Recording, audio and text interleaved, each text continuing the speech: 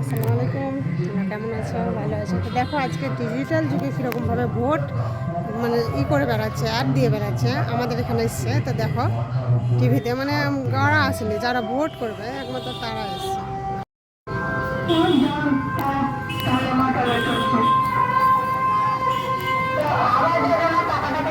সবাই কত ভিড় করে আছে, সবাই দেখছে। আর এই দেখো টিভিতে চালু করে দিচ্ছে গাড়ি, এই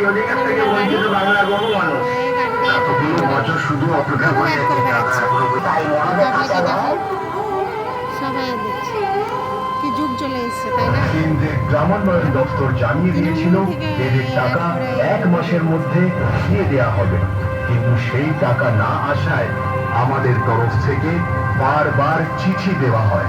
তা সত্ত্বেও বাংলার হকের টাকা দেওয়া হয়নি।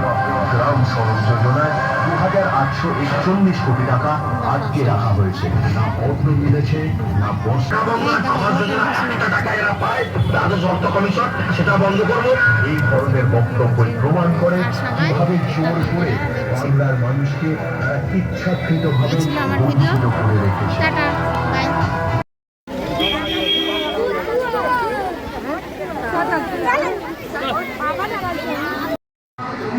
এই দেখো সবাই দেখছি, আমি ছাদ থেকে চলে এলাম, ছাদ থেকে করছি ভিডিও। এই রাস্তা ফাঁকা, এই সব আসছে মেয়েরা।